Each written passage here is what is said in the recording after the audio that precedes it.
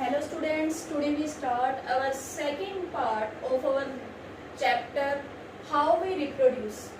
Means chapter how we reproduce.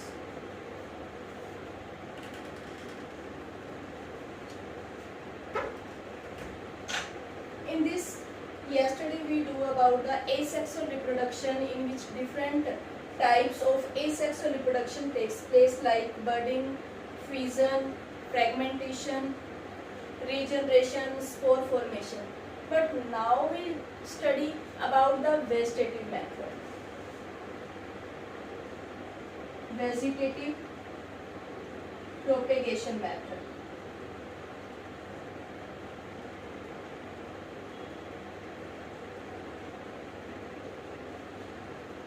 Vegetative method means in which different type of new plants are grown by using their old parts like stem, root और leaves without using seeds.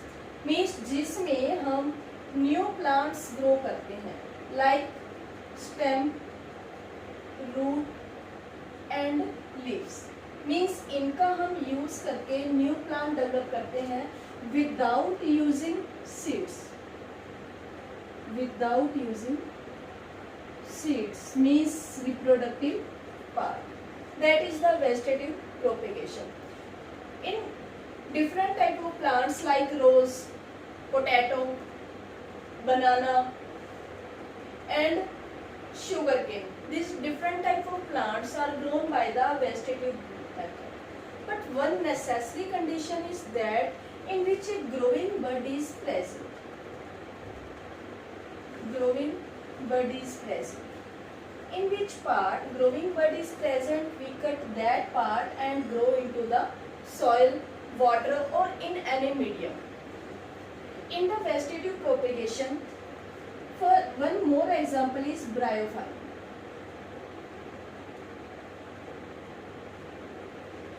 In bryophyllum we grow by using the buds in the vegetative propagation method. Now first method is cutting method. Cutting method. Second is layering method.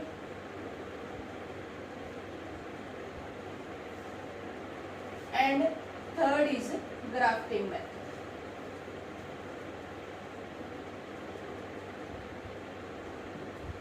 In cutting method, we cut any stem, leaf of any plant like in rose.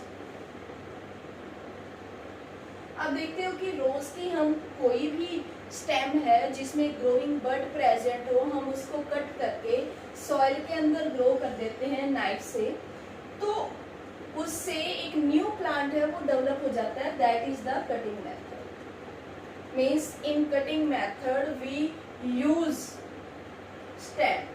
कि हमारे पास एक tree है, small plant है जिसकी हमने इस stem को cut कर दिया और उसको हम किसी भी सॉइल के अंदर ग्रो कर देंगे तो उससे एक न्यू प्लांट डेवलप होना स्टार्ट हो जाता है. But necessary condition is that one growing tip is present. Means one growing bud और small leaf means growing part is present in that plant. Then by cutting method we develop new plant. Money plant, we cut the stem of any money plant and then grow into water. Then this plant is grown and we grow into the water or any medium. Second is layering method. In the layering method, we buried a stem, hanging stem of any plant and then it start to grow by getting a medium. Suppose any plant is present in which different branches are present,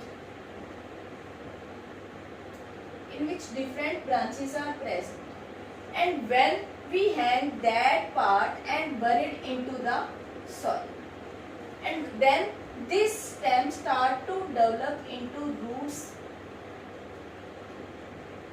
and this stem start to grow as a separate plant. When we cut this plant, then this part start to grow as a separate plant. आप देखते हो कि बारिश में जब हम कहीं भी घास वगैरह नहीं लगाते, लेकिन अपने आप से घास है वो ग्रो होनी स्टार्ट हो जाती है, क्योंकि उनके जो ग्रोइंग बर्ड्स है वो सॉइल में प्रेजेंट होते हैं। लेकिन जैसे ही condition means water molecules start to present in that soil, then they get the favourable condition. वो जैसे ही उनको मीडियम मिलता है ग्रोथ के लिए, वो पार्ट्स अपनी रूट्स डेवलप करनी स्टार्ट कर देते हैं। अगर हम कहीं भी पार्क में या कहीं भी हमारे आसपास है, हम घास की एक स्टेम उसको खींचते हैं तो उसके साथ दूसरी प्लांट की स्टेम भी अटैच्ड होती है, दूसरी को खींचेंगे तो तीसरी भी अटैच होती है। Means that is the layering method. Means by this method new plant are developed. Third is grafting method.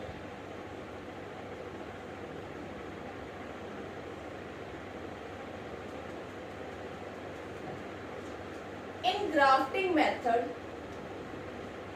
we use two plants and in which we cut the plant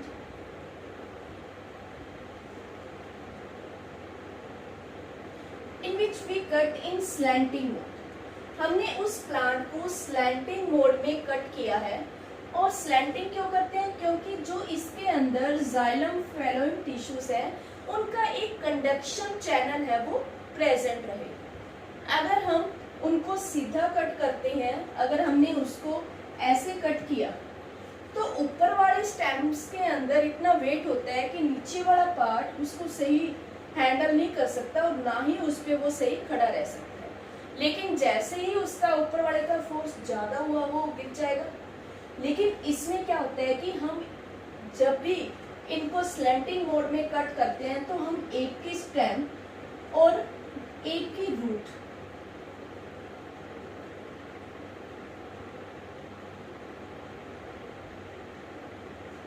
साथ में अटैच कर देते हैं। और जैसे ही attach करेंगे हम यहाँ पे कुछ सॉइल पार्टिकल्स सॉइल की से कवर करके या काव डंग से कवर करके हम उसको पॉलीथीन से या क्लॉथ से बांध देते हैं। जैसे ही हम इसको कवर करेंगे, after some time tissue start to divide and produce a continuous conducting channel, जिससे जाइलम फेलोइम टिश्यूज में एक कॉन्टिन्यूअस चैनल डेवलप हो जाता है और वो वाटर के कंडक्शन में, फूड मटेरियल के कंडक्शन में हेल्प करता है। ये मेथड है ग्राफ्टिंग मेथड। इसमें अपर पार्ट को कहा जाता है स्कायोन और लोअर पार्ट को कहा जाता है स्टॉक, जिसमें upper part scion and lower part known as stock. And by this method we grow new varieties of plants. Suppose we take two type of flowers, one is red and one is white, and when we attach these two type of plants, then first of all we remove the diseased part। अगर suppose करो कि हमारे इस part में disease थी या इस part में डिजीज है तो हम डिजीज वाला पार्ट रिमूव कर देंगे और जो हेल्दी पार्ट है उनको अटैच करके हम न्यू प्लांट डेवलप कर सकते हैं। सेकेंड पॉइंट ये है कि इससे कम टाइम में हम न्यू वैरायटी डेवलप कर सकते हैं। ये नहीं होगा कि हाँ अगली जो जनरेशन आएगी वही एक न्यू वैरायटी होगी। धीरे धीरे उनके जीन्स में चेंजेस आ जाता है, दोनों के कैरेक्टरिस्टिक्स में मिक्सअप हो जाता है, जिससे एक न्यू वैरायटी डेवलप होती है। That is the advantage of grafting method. अब ये कहता है कि वेजिटेटिव प्रोपेगेशन के एडवांटेज क्या है। First advantage, we get a large number of plants in very small time. हम कम टाइम में ज्यादा प्लांट्स ग्रो कर सकते हैं। Second, disease free plant. जो पार्ट डिजीज वाला था वो तो हमने कट करके रिमूव कर दिया, तो हम डिजीज फ्री प्लांट है वो ऑब्टेन कर सकते हैं। जो प्लांट सीड्स प्रोड्यूस नहीं करते उन प्लांट्स को हम इन मेथड से ग्रो कर सकते हैं by the vegetative method. And we take less time to grow different type of plants. This is the advantage of vegetative method. So by vegetative method means development of या growth of new plant by using stem, root और leaves without using seeds, means without using reproductive part, that is the vegetative method. And all these which we developed by the man-made method, that is also known as a artificial method of propagation. Now next is that in asexual reproduction, why number of chromosomes are not doubled, कि जो asexual method है उसमें number of chromosomes double क्यों नहीं होते?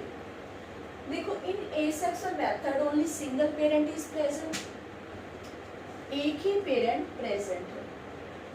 अब एक parent present है तो उसमें जो number of chromosomes pass out होंगे वो उनके चाइल्ड में सिंगल पेरेंट से पास आउट होंगे।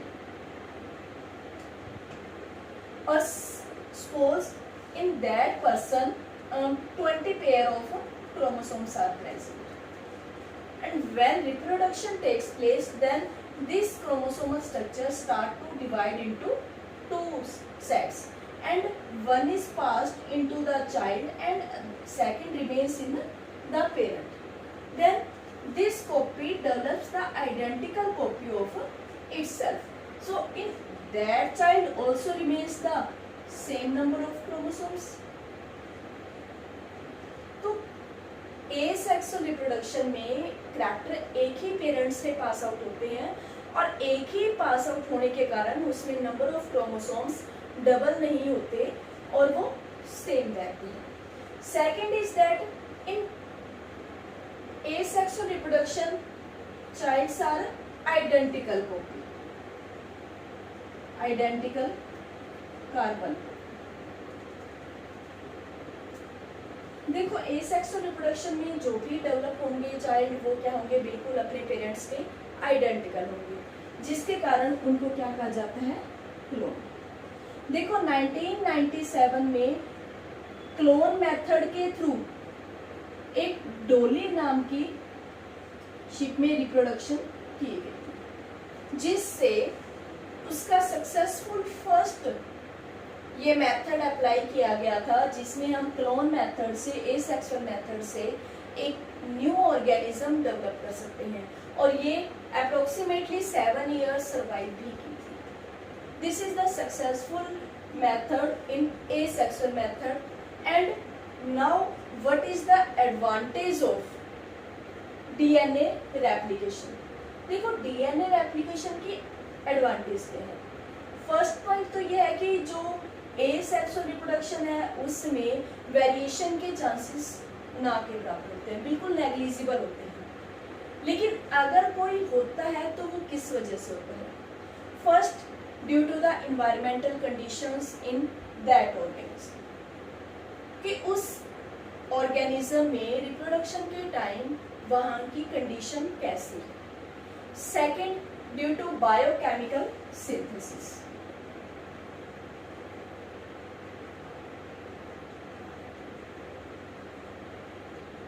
बायोकेमिकल सिंथेसिस का मतलब होता है कि इन क्रोमोसोम्स के ऊपर डॉट लाइक स्ट्रक्चर जीन्स होते हैं। ये जीन्स क्या करते हैं? कैरेक्टर्स को कैरी करने में हेल्प करते हैं from parents to their child. अब ये जो जीन्स जब पेरेंट्स से उनके चाइल्ड में जाएंगे तो उनमें किसी वजह से या तो कोई पार्ट जीन है वो वहाँ से डबलिंग हो जाएगी या कट हो जाएगा, means it depends upon the condition of that organism. तो उनमें कुछ बायोकेमिकल चेंजेस हो जाते हैं इन स्ट्रक्चर्स में, जिनकी वजह से स्मॉल वेरिएशंस डेवलप हो जाते हैं।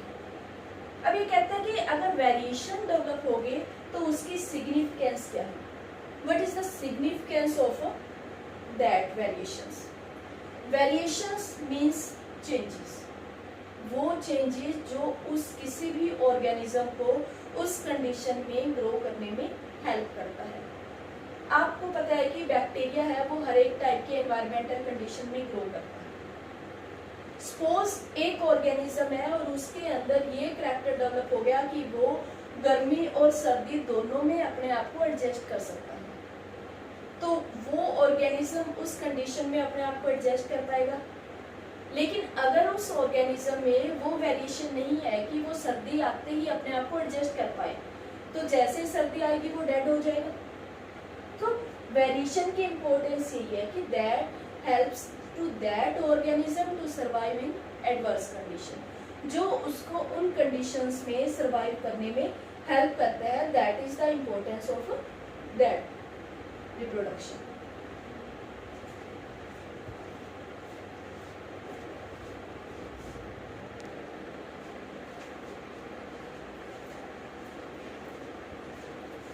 Now our next topic is tissue culture.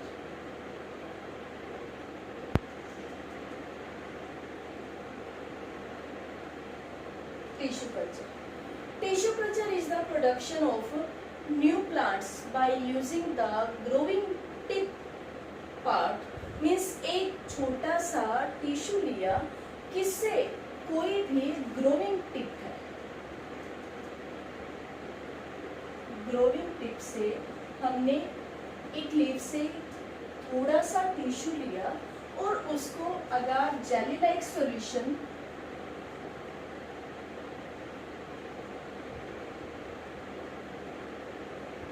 अगार के अंदर हमने उसको डाल। Tissue culture is a method which is used for the producing a new plant by the growing tip by taking a small tissue, and when we put this tissue into the jelly like solution agar, and then this solution helps as a nutritive medium for the growth of that tissue. तो वो tissue उसके अंदर divide होना start हो जाएगा, and when this tissue starts to divide, वो छोटा सा टिश्यू है, जब उससे काफी टिश्यूज बन जाएंगे तो उसको क्या कहा जाएगा? छोटा सा टुकड़ा बन जाएगा जिसमें स्टेम, रूट, लीव्स नहीं होते, but that is known as callus. उस टिश्यू को क्या कहा जाएगा बाद में? Callus. And then this tissue transfer into another nutritive solution.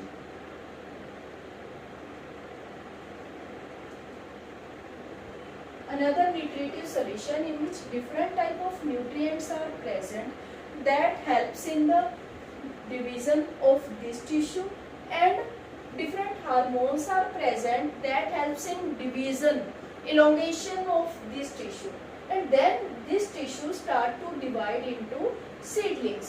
फिर वो seedlings की फॉर्म में डेवलप होना स्टार्ट हो जाएगा, जिससे उनमें स्टेम, रूट और लीव्स डेवलप होने स्टार्ट हो जाएंगे। और जब उसमें स्टेम, रूट्स डेवलप हो जाएंगे तो हम उसको किसी भी जगह पे जहाँ पे हमने उनको ग्रो करना है वहाँ पे जाके हम इनको लगा देते हैं। Tissue culture is a method of propagation in which we use the growing tip of any plant, and then this tissue is kept in a jelly like solution agar, and then this solution, this tissue start to divide and form a mass-like structure that is callus, and then this callus is transferred into another nutritive solution. In this, different type of nutrients are present and different type of hormones are present that helps in the division, elongation of this callus, and then this start to divide into seedlings, and then new stem, root, leaves are developed from this small tissue. This is the tissue culture. What is the advantage of this tissue culture? Advantage of this tissue culture is that by this method we grow a large number of plant seedlings and in short time less space. कि हमारे पास less space में हम ज़्यादा grow कर सकते हैं, short time में हम ग्रो कर सकते हैं, फिर डिजीज फ्री होगा, और इसमें सीड्स के जो फेलियर के चांसेस होते हैं वो इसमें नहीं होते। तो this method is used for growing A large number of varieties of plants in A small space, less time and disease free plant. Now thanks and have a nice day. Please subscribe my channel, and in next third part we do sexual reproduction.